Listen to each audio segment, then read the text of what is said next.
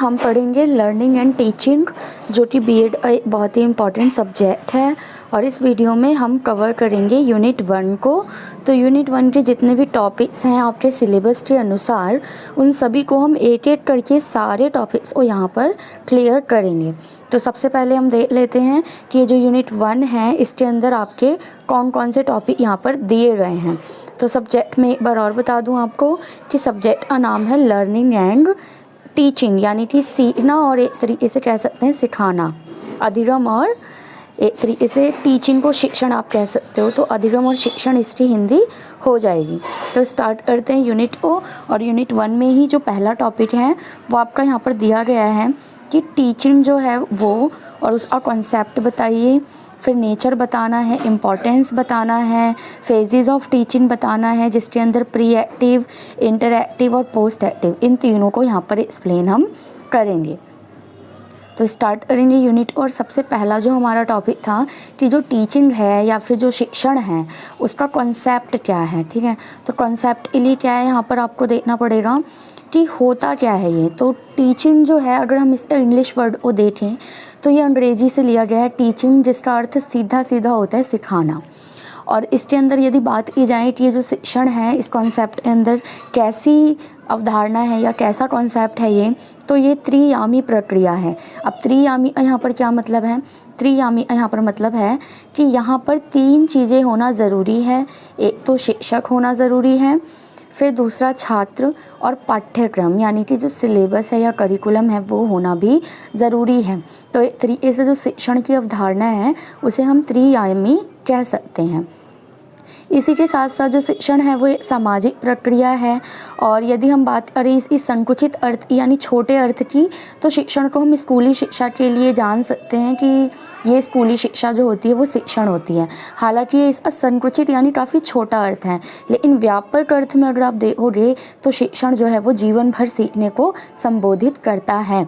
यानी life time आप जो भी सीखते हो या पढ़ते हो, समझते हो, बाय एक्सपीरियंस या बाय बुक सीखते हो, किसी पर्सन से सीखते हो, तो ये सारा ही आपका शिक्षण के अंदर आ जाएगा। तो आपको संकुचित और व्यापक दोनों अर्थ मालूम होने चाहिए।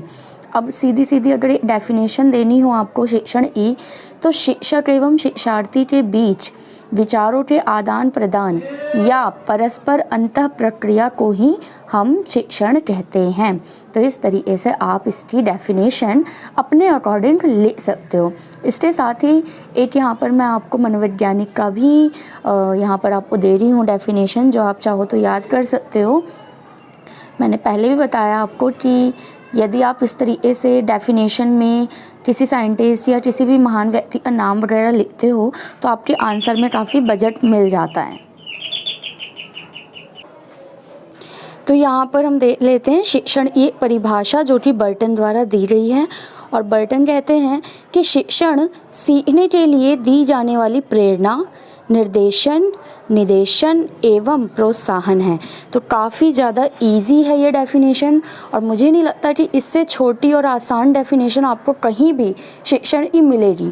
तो बीएड के जब एग्ज़ाम्स होंगे आपके सामने क्वेश्चन आएगा कि शिक्षण क्या है या उस और कॉन्सेप्ट को क्लियर करो, तो वहाँ पर अगर आप ऐसी डेफिनेशन लिखते हो साथ में ये भी कि किसने कहा है, तो काफ़ी ज़्यादा आपका जो आंसर है वो वेटेज वाला हो जाता है। तो वहाँ पर अच्छे मार्क्स मिलने के चांसेस बढ़ जाते हैं। तो यहाँ तक आई होप कि आपको शिक्षण क्या होता है समझ आ गया होगा। आगे आपका सिलेबस कहता है कि शिक्षण इन नेचर यानी प्रकृति को आपको बताना है। तो कुछ नहीं है, जो चीज़ें कॉन्सेप्ट में है उसे ही यदि आप एक एक करके पॉइंट वाइज लिखते हो तो वो उसका नेचर बन जाएगा, प्लस 2-3 चीज़ें और यहाँ पर ऐड करनी होगी।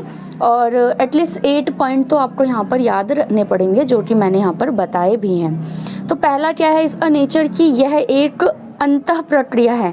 मतलब जो शिक्षण है, बच्चा सीखता है या कोई किसी को सिखाता है तो ये आंतरिक रूप से सीखा जाता है, इसे हम बाहरी रूप से नहीं देख सकते। सेकंड, कला तथा विज्ञान है। कहते हैं ना कि पढ़ाना भी एक आर्ट है, हर किसी की बस की बात नहीं होती। तो वही कह रहे हैं यहाँ पर कि जो शिक्षण है वो एक तरह का कला है और विज्ञान है, मतलब इसमें टाइम टू टाइम संशोधन और रिसर्च होती रहती हैं, चेंजेस आते रहते हैं। तो ये तरीके का विज्ञान भी है। आप चाहो तो इन 2 पॉइंट्स को अलग करके भी ले सकते हो। उसके बाद यह सतत प्रक्रिया है, यानी कंटिन्यू चलने वाली प्रक्रिया है। विकासात्मक प्रक्रिया है, मतलब शिक्षण के द्वारा हमेशा विकास की ओर ही आप आगे बढ़ते हो। फिर ये त्रियामी प्रक्रिया है, ये मैंने आपको ऊपर ही समझा दिया था। इसके साथ ही यह सामाजिक प्रक्रिया है, क्योंकि समाज में रहने योग्य व्यक्ति को शिक्षित होना काफ़ी ज़्यादा ज़रूरी होता है और समाज में शिक्षित व्यक्ति को ही ज़्यादा सम्मान मिलता है। प्लस ये औपचारिक और अनौपचारिक दोनों तरीके से हो सकती है। साथ ही साथ ये मापन योग्य है, किसी भी शिक्षण स्तर को हम माप सकते हैं या फिर एक शिक्षित व्यक्ति और अशिक्षित व्यक्ति के बीच अभेद हम कर सकते हैं। तो ये इसका नेचर था। अब नेक्स्ट जो टॉपिक है आपका सिलेबस कहता है कि इम्पोर्टेंट ऑफ टीचिंग बताना है आपको कि शिक्षण का महत्व क्या है।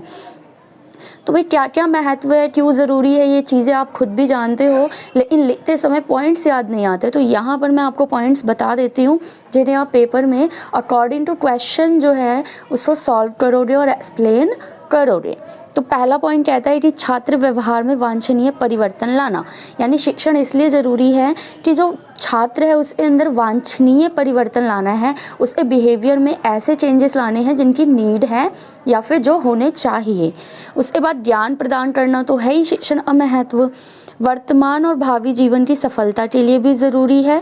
छात्रों को सूचनाएं प्रदान करने का एक तरीका है शिक्षण, और जीवन के अनुभवों से अवगत कराने के लिए भी शिक्षण बहुत ज़रूरी है। तो ये सारे पॉइंट्स जो हैं वो ज़रूरी है, यदि आप शिक्षण करते हो तो ये आपके शिक्षण के महत्व के पॉइंट्स बन जाएंगे। अब नेक्स्ट जो टॉपिक आपका आता है वो है फेजेस ऑफ टीचिंग, यानी शिक्षण की अवस्थाएं, जो कि 3 हैं। और यहाँ पर सबसे पहली जो अवस्था है आपकी वो है पूर्व क्रिया अवस्था, यानी प्री एक्टिव स्टेज। देखिए ये चीज़ें मैं अपनी तरफ से फालतू कुछ भी नहीं करा रही हूँ, जो भी आपके सिलेबस में पॉइंट्स दिए गए हैं ना उन्हीं के अकॉर्डिंग मैं यहाँ पर एक्सप्लेनेशन दे रही हूँ और पॉइंट्स भी प्रोवाइड करा रही हूँ। तो पूर्व क्रिया अवस्था यानी प्री एक्टिव स्टेज क्या होती है, इसमें क्या होता है कि एक तरीके से उद्देश्य निर्धारण किया जाता है। जैसे हम किसी को पढ़ाने जा रहे हैं, शिक्षण करने जा रहे हैं, तो उससे पहले का स्टेज है ये, जिसमें हम ये डिसाइड करते हैं कि हम कोई भी टॉपिक या कोई भी चीज़ बच्चे को पढ़ा रहे हैं तो उसके गोल्स क्या हैं, एम्स क्या हैं। तो उद्देश्य निर्धारण करते हैं हम इसके अंदर। साथ ही साथ पाठ्य वस्तु का निर्माण करते हैं कि किस किस तरीके से हम अपने टॉपिक को क्लियर करेंगे, कौन सी विधियों का यूज़ करेंगे, ये सारी चीज़ें होती हैं। फिर क्रमबद्धता भी डिसाइड करते हैं कि किस क्रम में पढ़ाएंगे। अगर मान लो हमें बच्चे को टेंस पढ़ाना है तो पहले हम डेफिनेशन देंगे या बच्चों से पहले एग्जाम्पल्स पूछेंगे। तो ये क्रमबद्धता भी तैयार करते हैं और विधि का चुनाव करते हैं कि कौन सी विधि से हम बच्चों को पढ़ाएंगे। हम चार्ट पेपर से पढ़ाने जा रहे हैं या फिर हम डिजिटल बोर्ड यूज़ करेंगे या हम कोई नाटक करवाएंगे क्लासरूम में। तो ये सारा जो है आपका पूर्व क्रियावस्था के अंदर आ जाएगा। अब आती है आपकी सेकंड अवस्था अंतःक्रिया अवस्था, यानी इंटरएक्टिव स्टेज, जो काफ़ी ज़्यादा इंपॉर्टेंट है। ये वो स्टेज होती है जब आप अपना प्रेजेंटेशन स्टार्ट कर देते हैं या क्लासरूम में टीचिंग शिक्षण को स्टार्ट कर चुके होते हैं। तो इसके अंदर आपका मेन फोकस होता है प्रेजेंटेशन पर, यानी प्रस्तुतिकरण पर। उसके बाद आकार अनुभूति पर, कि जो क्लासरूम है उसमें आप किस तरीके से बच्चों को जब आप टीचिंग करने जा रहे हो तो किस तरीके से डिवाइड करोगे। अगर आप ग्रुप वाइज कोई टॉपिक कराना चाहते हो तो वो कर सकते हो। फिर निदान, यानी साथ ही साथ जब आप पढ़ा रहे होते हो बच्चों को क्लासरूम में तो उनके जो प्रॉब्लम्स हैं उनका सॉल्यूशन यानी निदान करोगे। क्रिया का प्रतिक्रिया आप वहाँ पर दोगे। अगर in the class, during the class बच्चे क्वेश्चन पूछते हैं, पुटअप करते हैं, तो आप उनके आंसर्स दोगे, क्लियर करोगे उन्हें टॉपिक को। तो ये आपका अंतःक्रियावस्था होती है। अब उसके बाद आती है लास्ट स्टेज, यानी उत्तर क्रियावस्था, पोस्ट एक्टिव स्टेज। अब इसमें क्या होता है कि आपने अपना जो भी टॉपिक है, जो भी आपका संप्रत्यय कॉन्सेप्ट है वो पढ़ा लिया है, तो इसके बाद आप लास्ट में क्या करोगे, इवैल्यूएशन यानी मूल्यांकन, कि बच्चे ने कितना सीखा। उसके बाद वांछित व्यवहार का मापन करोगे कि जो चीज़ आपने बच्चों में सिखाई, तो जिस चीज़ की आपने कामना की थी, जिस उद्देश्य से आपने वो टॉपिक पढ़ाया था, वो उद्देश्य बच्चे में आए या नहीं। उद्देश्य की जाँच की जाएगी, वही कि जो जिस एम से जो टॉपिक तैयार किया गया था, प्री स्टेज बनाया गया था, क्या वो चीज़ हासिल की गई या नहीं। तो ये आपके यहाँ पर स्टेजेस यहाँ पर हो जाएंगे। अब देखिए नेक्स्ट जो टॉपिक है वो है teaching different from instruction, training और इंडोक्ट्रिनेशन। मतलब जो टीचिंग है उसको आपको 3 तरीके से डिफरेंसेस बताने हैं। एक तो टीचिंग का इंस्ट्रक्शन के साथ क्या डिफरेंसेस हैं, ट्रेनिंग के साथ, और फिर लास्ट में इंडोक्ट्रिनेशन के साथ। तो हिंदी में यदि हम बात करें तो शिक्षण के साथ निर्देश, प्रशिक्षण और उपदेश, इन तीनों के डिफरेंसेस यहाँ पर करने हैं। तो सबसे पहले हम शिक्षण और अनुदेशन के बीच के डिफरेंसेस को देख लेते हैं। अब टॉपिक जो है वो कोई भी आ सकता है पेपर में, तो उसके अकॉर्डिंग आपको तीनों ही तैयार रखने हैं। हो सकता है कि तीनों को कंबाइन करके क्वेश्चन पूछा जाए। तो सबसे पहले हम देखेंगे शिक्षण और निर्देशन या फिर अनुदेशन जिसे कहते हैं हम, इंस्ट्रक्शन जिसे कहा जाता है, उसके बीच क्या डिफरेंसेस हैं। तो डिफरेंसेस वाले क्वेश्चन को आप इन तरीक़ों से कर सकते हो कि दोनों के बीच में आप एक लाइन खींच दो और पॉइंट वाइज जो है डिफरेंसेस बता दो। तो शिक्षण जो है पहला पॉइंट कि वो एक सर्वांगीण विकास पर बल देता है, यानी जो टीचिंग है उसका मेन गोल होता है ऑल ओवर डेवलपमेंट करना। जबकि जो अनुदेशन है या फिर निर्देशन है वो सिर्फ एक कौशल विकास पर बल देता है, किसी भी स्किल पर ज़्यादा फोकस करता है। उसके बाद जो शिक्षण है वो आलोचनात्मक सोच जो है वो जागृत करता है व्यक्ति के अंदर या स्टूडेंट्स के अंदर, जबकि अनुदेशन जो है वो कार्यात्मक सोच को ज़्यादा जागृत करता है, मतलब बच्चे जो होते हैं वो एक्टिव हों किसी काम को लेकर। उसके बाद शिक्षण में क्या है कि सब कुछ ही समझाया जाता है एक तरीके से, लेकिन निर्देश जो है वो किसी विशेष लक्ष्य के लिए समझाना है एक तरीके से। फिर शिक्षण जो है वो नए उत्पाद का निर्माण करता है, जबकि अगर आप निर्देश दे रहे हो किसी व्यक्ति को तो वो कार्बन कॉपी पर आधारित होता है। आप किसी भी विशेष चीज़ को लेकर आप उसे निर्देश दोगे और फिर वो वैसा ही बनेगा। अब फिफ्थ पॉइंट जो है वो देखिए कि शिक्षण जो है वो मुक्त है, जबकि जो निर्देश है वो निर्धारित होता है, पहले से ही डिसाइडेड होता है कि किस बेस पर आप जो इंस्ट्रक्शन दे रहे हो। अब नेक्स्ट जो है वो है शिक्षण और प्रशिक्षण, यानी टीचिंग और ट्रेनिंग में क्या डिफरेंसेस हैं। तो टीचिंग जो है वो व्यापक संप्रत्यय यानी बहुत ही बड़ा कॉन्सेप्ट है, जबकि ट्रेनिंग केवल एक विधि है, मेथड है। इस मेथड से किसी को भी मतलब किसी भी तरह की ट्रेनिंग दी जा सकती है। जैसे अभी आप बीएड कर रहे हो तो आपको टीचर की या फिर टीचिंग की ट्रेनिंग दी जा रही है, तो वो डिफरेंट है। जबकि शिक्षण जब आप पढ़ाने लगोगे तो वो एक बहुत ही बड़ा कॉन्सेप्ट होता है। फिर शिक्षण जो है वो ज्ञानात्मक है, भावात्मक है और क्रियात्मक है, जबकि ट्रेनिंग जो है वो केवल क्रियात्मक है, सिर्फ क्रिया पर आधारित है। शिक्षण का लक्ष्य जो है वो प्रभावशाली शिक्षण करना है, कि अगर आप टीचिंग कर रहे हो तो आपको अच्छे तरीके से टीचिंग करनी है, जबकि ट्रेनिंग आप किसी भी चीज़ में ले सकते हो और उसी क्षेत्र में फिर आपको अधिक कुशलता लेकर आनी है। ठीक है। अब शिक्षण की बात करें तो इसमें बुद्धि और क्रिया से संबंधित है, मतलब बुद्धि और क्रिया दोनों को मिला के काम किया जाता है, जबकि प्रशिक्षण में क्रियात्मक पहलू ज़्यादा भारी होता है। शिक्षण अब व्यापक क्षेत्र है, टीचिंग के द्वारा बहुत ज़्यादा आपको रोल्स मिल सकते हैं करने के लिए, जबकि ट्रेनिंग जो होगी वो आपका केवल क्रियात्मक पक्ष के रूप में काम करेगा। तो इन पॉइंट्स को ध्यान रखिएगा, एग्जाम की दृष्टि से वेरी वेरी इंपॉर्टेंट है। ये सारे टॉपिक मैं दोबारा बता रही हूँ कि एक भी टॉपिक मैं फालतू नहीं करा रही हूँ, ये सब आपके सिलेबस के अंदर हैं और बिल्कुल ही अपडेटेड है, बिल्कुल न्यू नोट्स हैं, ये अभी बनाए गए हैं। तो जो बच्चे अभी बीएड कर रहे हैं कंटिन्यू 2022-23 वाले, उनके लिए तो ये बहुत ज़्यादा इम्पॉर्टेंट है। अब नेक्स्ट ये इंपॉर्टेंट तो सबके लिए है जो भी इस सिलेबस के अंडर आएंगे, क्योंकि बीएड का सिलेबस आई डोंट थिंक कि कभी अभी तक तो चेंज हुआ है। तो सिलेबस यही है आपका और इसी को आपको पूरे साल पढ़ना है। तो क्यों ना एक ही वीडियो में आप पूरा यूनिट अपना क्लियर यहाँ पर कर लो। तो अब नेक्स्ट हम देखेंगे टीचिंग और इंडोक्ट्रिनेशन, यानी कि शिक्षण और उपदेश में क्या अंतर होता है। तो टीचिंग जो है वो एक औपचारिक वातावरण में होता है, देखते हो आप फॉर्मल तरीके से, क्लासरूम होती है, ब्लैक बोर्ड होता है, टीचर होते हैं, स्टूडेंट्स होते हैं, इन तरीके से पढ़ाया जाता है। जबकि जो उपदेश है यदि आपको किसी को देना हो तो उसके लिए किसी भी तरीके की औपचारिकता की ज़रूरत नहीं है, अनौपचारिक वातावरण में भी इसको किया जा सकता है। अब शिक्षण जो है वो ज्ञान प्रदत्त प्रक्रिया है, जबकि उपदेश में आपको विश्वास और व्यवहार पर ज़्यादा फोकस करना होता है। क्योंकि उपदेश तो देखो ये है कि आप किसी को आपके जो विचार हैं वो बता दो, अब उसे वो मानना हो या ना मानना हो, उसके अकॉर्डिंग एक तरीके से प्रभावशाली जो लोग होते हैं वो अपने उपदेश देकर दूसरे लोगों को उसी अकॉर्डिंग करते हैं।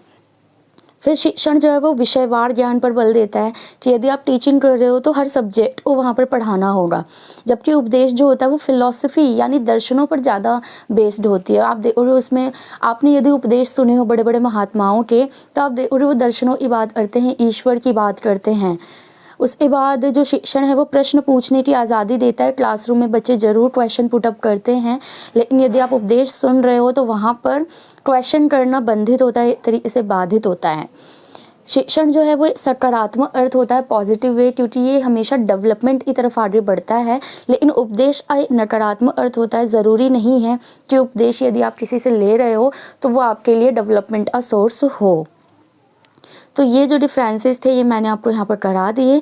अब नेक्स्ट जो टॉपिक है आपके सिलेबस में वो है लेवल ऑफ टीचिंग, कि टीचिंग के लेवल यानी स्तर कौन से होते हैं शिक्षण ए, जिसमें कि 3 स्तर आपको पढ़ने होंगे। पहला है मेमोरी यानी स्मृति स्तर, दूसरा है अंडरस्टैंडिंग यानी बोध स्तर, और फिर लास्ट में आता है रिफ्लेक्टिव यानी चिंतन स्तर। तो जब भी आप शिक्षण करोगे या आप खुद भी जब आपने पढ़ाई की होगी या आप जब अपना शिक्षण करते हो या आप लर्न करते हो तो उस समय भी यही 3 स्तर होते हैं।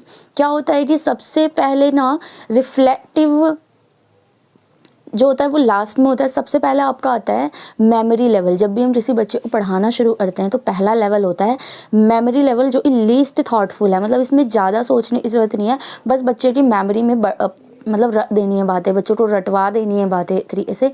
जैसे छोटा बच्चा ABCD पूरी याद कर लेता है, 2 के टेबल याद कर लेता है, मतलब याद कर लेता है, स्मृति में रख लेता है। उसके बाद उसका सेकंड स्टेज आता है अंडरस्टैंडिंग का, जिसमें थॉटफुल बच्चा सोचने लगता है, जैसे कि वो किस तरीके से टेबल बन रही है, 2 की टेबल बन रही है, 3EB बन रही है। देन रिफ्लेक्टिव स्तर आता है यानी मोस्ट थॉटफुल, जिसमें बच्चा ये समझ जाता है कि वो किसी भी टेबल को किस तरीके से बना सकता है। यानी कि उसको पता है कि यदि हम मल्टीप्लाई करते जाएं 1 2 3 इस तरीके से तो टेबल जो है वो आगे बढ़ती जाएगी और कोई भी डिजिट हो उसका टेबल वो बच्चा बना लेगा। तो इसीलिए ये टीचिंग जो है लेवल 3 यहाँ पर बताए गए हैं। एक बार और तीनों लेवल को मैं अच्छे से डीपली पढ़ा देती हूँ आगे चल रही, क्योंकि ये सारे आपको पेपर में पूरा एक्सप्लेन करना होगा पॉइंट वाइज। तो पहला जो स्मृति स्तर है, जो मेमोरी लेवल ऑफ टीचिंग है, इसमें सीधे क्या होता है कि अनुभव का सीधा उपयोग होता है। मतलब जो टीचर ने बता दिया बच्चे ने सीधा उसको याद कर लिया। ये तत्कालिक होता है, स्थायी व्यक्तिगत होता है, सक्रिय, निष्क्रिय, तार्किक, रटंत आदि हो सकता है। मैंने बताया इसमें बच्चा रट सकता है, निष्क्रिय मतलब बच्चा पैसिव है, बस जो बताया वो उसने याद कर लिया। इसमें क्या होता है कि व्यर्थ की बातें भूलने का गुण होता है, कि जो चीज़ें याद नहीं रखनी बच्चे को वो भूल जाए। फिर इसको कैसे बढ़ा सकते हो, प्रत्यास्मरण यानी रिकॉल करके बच्चा जो अपनी मेमोरी लेवल है उसको तेज कर सकता है। और मेमोरी लेवल में क्या होता है कि आपने ना चीज़ें कलेक्ट कर ली होती है, संचित चिन्ह या पूर्व समय जो सीखी हुई बातें हैं उसको कलेक्ट करके हम अपने माइंड में रख लेते हैं कि ऐसा हुआ था तो हमने ये किया था तो यही करना है। अब नेक्स्ट जो लेवल आता है वो इससे एडवांस होता है, यानी बोध स्तर शिक्षण, अंडरस्टैंडिंग लेवल ऑफ टीचिंग। इसमें होता है कि सिद्धांत और जो कॉन्सेप्ट होते हैं उसके बीच का जो रिलेशन होता है बच्चा वो समझने लगता है और नियम पहचानने लगता है कि हाँ भाई क्या क्या रूल्स हैं, रेगुलेशंस हैं, टेंसेस कैसे बनते हैं। समझने और प्रयोग करने में भी वो सक्षम होता है कि पहले तो वो जैसे आप अगर उन्हें टेंस अराउंड उन्हें रूल बताते हो आप प्रेजेंट इंडेफिनिट तो वो उसे बनाने भी लगेंगे और यूज़ भी करना सीखेंगे। पहली शर्त लेकिन इसकी क्या होती है कि स्मृति स्तर शिक्षण हो चुका हो। पहले बच्चे को रूल्स याद हो चुका हो तभी वो बच्चा उससे ट्रांसलेशन कर पाएगा। तो इसके लिए पहली शर्त है कि स्मृति स्तर हो चुका हो। फिर पाठ्य वस्तु के आधारित पर ये बल कर देता है ज़्यादा और जनरलाइजेशन यानी सामान्यकरण की समझ को विकसित करता है। अब थर्ड जो स्तर है वो चिंतन स्तर शिक्षण यानी रिफ्लेक्टिव लेवल, और ये हाई थिंकिंग लेवल होता है और लास्ट लेवल होता है। इसमें बच्चा हर तरीके से चिंतन, लॉजिकल थिंकिंग यानी तर्क, कल्पना शक्ति, इमेजिनेशन पावर सारी चीज़ें बढ़ जाती हैं। प्रॉब्लम सॉल्विंग भी बोलते हैं इस एज को, क्योंकि हर प्रॉब्लम का बच्चा कोई ना कोई सोल्यूशन निकालना चालू कर देता है। काफ़ी वो क्रिटिकल भी सोच लेता है, आलोचनात्मक किस चीज़ अब अच्छाइयाँ बुराइयाँ सब सोचता है। समस्या केंद्रित होती है ये वाली जो स्तर होती है, और सामूहिक वाद विवाद करवा कर हम इसको बहुत ज़्यादा एडवांस करवा सकते हैं जो थर्ड लेवल है उसको। तो ये तीनों स्तर थे शिक्षण ए, बहुत इंपॉर्टेंट है, क्वेश्चन आना ही आना है क्योंकि सिलेबस में ही डायरेक्ट दिया गया है। अब जो लास्ट टॉपिक है इस यूनिट का वो है थ्योरीज ऑफ टीचिंग, जिसमें ये 3 तरह की थ्योरीज आपको करनी है। एक है फॉर्मल थ्योरी, एक है डिस्क्रिप्टिव थ्योरी और फिर नॉर्मेटिव थ्योरीज। तो शिक्षण के सिद्धांत हिंदी में बोलेंगे तो पहला औपचारिक, फिर विवरणात्मक और निर्देशात्मक। तो 3 तरह के सिद्धांत होते हैं शिक्षण ए। क्यों होते हैं या क्या होते हैं ये भी बता देती हूँ कि शिक्षण प्रक्रिया को सफल बनाने के लिए यानी जो टीचिंग है उसको सक्सेसफुल करने के लिए हमें कुछ सिद्धांतों की आवश्यकता होती है। कुछ प्रिंसिपल्स या थ्योरीज की नीड होती है, तो इसी के लिए हमें ये जो शिक्षण सिद्धांत हैं उन्हें ही कहा जाता है। अब स्मिथ जो है डेफिनेशन दी है वो भी पढ़ लो, बहुत इजी है, एक लाइन की डेफिनेशन है कि शिक्षण अधिगम को उत्प्रेरित करने वाली एक पद्धति है। जो शिक्षण सिद्धांत है वो क्या है, वो शिक्षण अधिगम को उत्प्रेरित करने वाली एक पद्धति है। कितनी इजी डेफिनेशन है, इसको आप कहीं लिख लो, अपने खुद के नोट्स बना लो, ताकि जब एग्ज़ाम आए तब आपको बिल्कुल भी दिक्कत नहीं हो रही, सारा कुछ आपको एक ही जगह पर मिल जाएगा, यहाँ वहाँ भागने की ज़रूरत नहीं है। क्योंकि आप भी जानते हैं कि बीएड डीएलएड जो होते हैं इनकी कोई पर्टिकुलर किताब नहीं होती, आपको अलग अलग किताबों से रिसर्च करके सारे टॉपिक्स इकट्ठे करके पढ़ने होते हैं, ठीक है। तो अब चलिए, पहला जो सिद्धांत है औपचारिक सिद्धांत यानी फॉर्मल थ्योरी, इसको हम दार्शनिक शिक्षण सिद्धांत भी कहते हैं। मतलब ये थोड़ा सा फिलॉसफी से रिलेटेड है। इसमें क्या क्या चीज़ें शामिल की जाती हैं, इसमें निश्चित तर्क होता है, लॉजिक होता है, तत्व मीमांसा, ज्ञान मीमांसा, कल्पना पर आधारित। एक तरीके से आप इसे कहो कि ये थोड़ा पुराना टाइप का सिद्धांत है, फॉर्मल थ्योरी है ये बहुत ज़्यादा प्रैक्टिकल नहीं है। और इसके अंदर 3 तरीके के सिद्धांत दिए गए थे। एक था म्यूटिक सिद्धांत जो ज्ञान मीमांसा पर आधारित था, जिसे सुकरात ने शुरू किया था, और संप्रेषण सिद्धांत जो कि कक्षा की अंतःक्रिया पर बेस्ड है, और परिवर्तन का सिद्धांत जो इस सामाजिक अनुभवों पर बल देता है, और पारस्परिक पूछताछ का सिद्धांत जो इस शिक्षक द्वारा निर्देशन पर बल देता है। तो ये चारों जो मैंने आपको टाइप बताए हैं, ये इसी एक मतलब फॉर्मल थ्योरी के अंदर ही आपको लिखना है, तो इसे याद कर लीजिएगा। सेकंड जो थ्योरी है वो है विवरणात्मक यानी डिस्क्रिप्टिव थ्योरी। अब इसमें क्या होता है कि बहुत ही ज़्यादा डिस्क्रिप्शन में बच्चों को बताया जाता है। इस सिद्धांत के अंदर शाब्दिक चित्रण खींचने तरीके से बच्चों को बोलकर ही, शब्दों से ही बच्चों की इमेजिनेशन पावर को बढ़ाना। फिर अवलोकन पर आधारित होता है, ये ऑब्जर्वेशन पर काफ़ी ज़्यादा इफेक्ट होता है इसका, कि चीज़ों को ना ऑब्जर्व करके सिखाओ बच्चों को। तो ये काफ़ी अच्छी थ्योरी है, और ब्रुनेट और गैने ने इसका समर्थन किया था। ये दोनों ही मनोवैज्ञानिक हैं, शिक्षण शास्त्री हैं, और मानसिक चित्र द्वारा पूर्व तैयारी करा देते हैं। एक तरीके से बच्चे को मेंटली तैयार करता है ये, ताकि बच्चा शिक्षण प्रक्रिया को अच्छे से कर सके। और ये चरों के बीच संबंध भी स्थापित करता है कि जितने भी आपके डाटाज हैं या फिर इंफॉर्मेशन है उनको वो कलेक्ट करके एक साथ अवधारणा या कॉन्सेप्ट को क्लियर कर सके। अब लास्ट जो थ्योरी है वो है निर्देशात्मक सिद्धांत या नॉर्मेटिव थ्योरी। अब इसमें देखो नाम से ही पता चल रहा है कि एक तरीके से इंस्ट्रक्टिव वाला होगा ये। इसमें निरीक्षण पर बल देता है कि किसी भी चीज़ का निरीक्षण करो, उसके बारे में पूरा पोस्टमार्टम करके फिर कोई थ्योरी या किसी कॉन्सेप्ट को मानो। तो इसके अंदर ये होता है संज्ञानात्मक यानी विश्लेषण पर बल देना, किसी भी चीज़ को एज इट इज़ मान ना लेना, बल्कि उसका पूरा आप देख लो कि चीर फाड़ करके फिर उसके बारे में समझना। फिर शिक्षण व्यवहार यानी क्रियात्मक कार्य पर बल देता है ये। उसके बाद मनोवैज्ञानिक यानी कि बुद्धि, योग्यता, उपलब्धि पर आधारित है, और सामान्यकरण यानी जनरलाइजेशन पर भी ये बल देता है। तो ये 3 आपकी थ्योरीज थी।